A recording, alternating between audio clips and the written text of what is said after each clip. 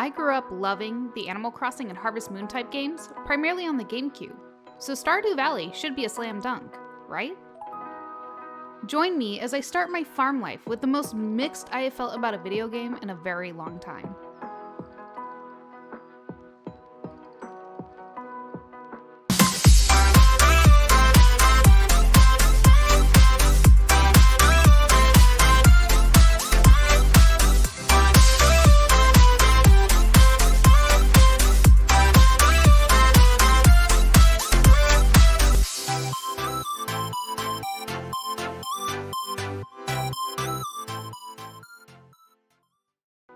The story starts simple enough. You work for a bigwig company, just another peon hating your job.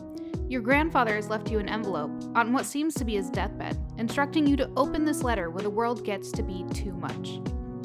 He has left you this farm, and so the game starts out with you being walked to your grandfather's house, which looks run down and overgrown. It's now your job to run this farm and repair it along the way.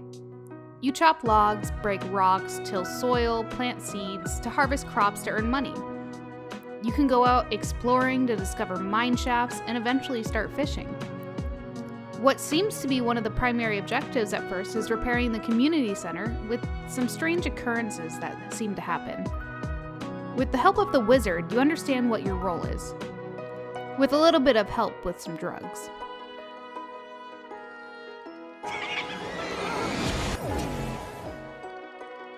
So as you can tell, this game has already strayed away from the normal expectations. You go through seasons and your primary job is to be a farmer and bringing the field back to life. But don't think of this as a farm simulator, and more like an RPG life simulator and a little bit of the farming. My judgment of this game in the first 6 to 7 hours of gameplay was not positive, and honestly I was very disappointed in what I've been experiencing. With just over 7 hours invested, I felt left unsatisfied and empty.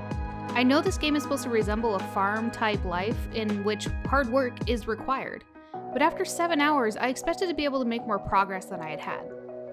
Some days, primarily at the beginning of the summer, I found myself doing my daily chores and then dreading that I had to find something else to do until bedtime.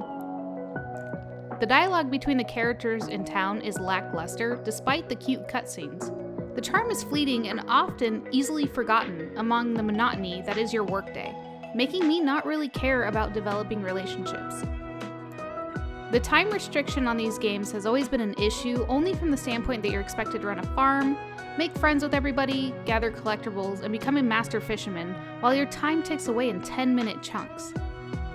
I know I was just complaining that often I was dreading finding something to do with my spare time, but that is a byproduct of not being able to progress fast enough or make money for it to not feel like an extreme grind after the time I had spent. When I play games, I'm okay with it kind of feeling like a chore if the progress matches the grind. I find myself spending hours just to start the new season, feeling like I'm starting over again, but now with 2 chickens.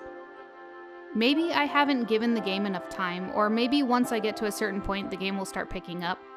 But between the fetch quest and constant watering of plants, there's something left to be desired. The fishing minigame is more of a pain than actually fun. It doesn't feel like it tests the skill and just more of a pain in the ass. The biggest con is myself. What I mean by that is I'm not the best at exploring my surroundings, leaving me not finding the bathhouse until much later, which gives you energy back. I also made the mistake at the beginning cutting down a lot of my grass, when it could have been later turned into hay and put in my silo. I'm wondering how well somebody does playing a game like this that has never done it before. The only reason I had any idea of what possibly to do is because I had played Harvest Moon in the past. Most people probably read instructions or look up videos, I guess. Oh, the downfalls of being an old school gamer. Some of the festivals are cute with some activities to do, and others are just a short clip that isn't that fun or charming to watch. I was at a crossroad at this point. Do I give up and play something else? Or do I keep trying to discover what everyone else loves about this game?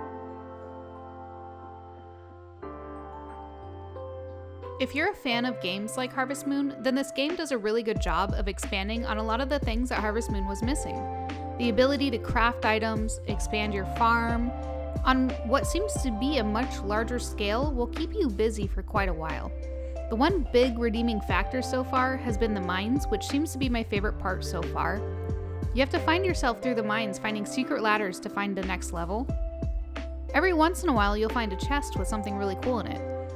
As you make your way down, if you make it to certain points, you can actually use an elevator to start where you left off, or at least closer than you would have been otherwise. The town is quite expansive with a lot of people that you can interact with. The bar has a playable arcade, and if you're out and about at the right time, sometimes you can trigger interactive cutscenes with charming dialogue. I enjoy the pixelated graphics and the reactions from some of the characters, which can be comical. As you progress through the game, I feel like there is a learning curve that is occurring, and eventually it does start to get easier.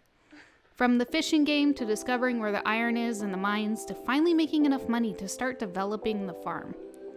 This is the moment where I was finding myself wanting to come back to this game because I wanted to, not because I had to. So what was the turning point? I feel like the progress and the development was finally starting to match the effort I was putting into the game. It was easier for me to make a game plan every time I woke up in the morning and knowing exactly what I wanted to do to progress the game.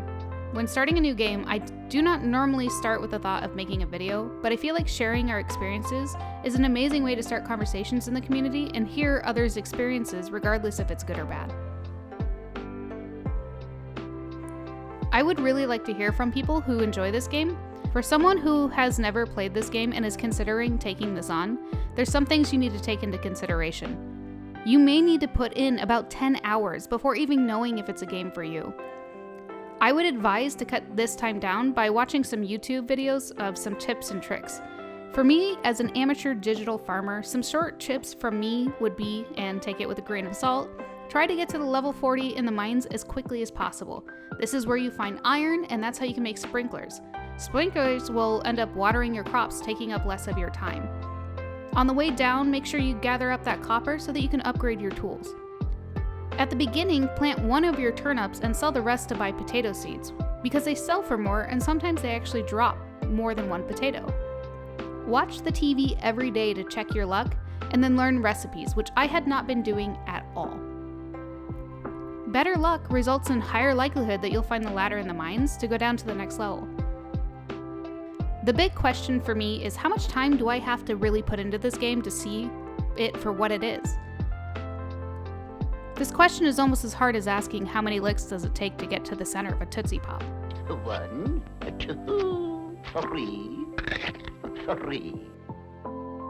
I have a hard time believing a game that has done so well was not as fun as I was making it out to be. Now, this very well could be a personal preference on my end, but as somebody who has put countless hours into Harvest Moon when I was younger, I thought this game was going to consume my life, which is actually why I put off playing it for so long. While speaking to my husband about it, I think I came to the conclusion that my value of time has changed since childhood, but also my accessibility, which makes me less tolerant of games that don't grab my attention immediately. Towards the end of my time with this game, I was enjoying myself, and I think I will continue with this game very casually. But if this is something that you plan on trying, make sure to understand that it's probably a very large time commitment. This game is $14.99 on most digital platforms, so if it's something you want to give a try, it really doesn't cost that much.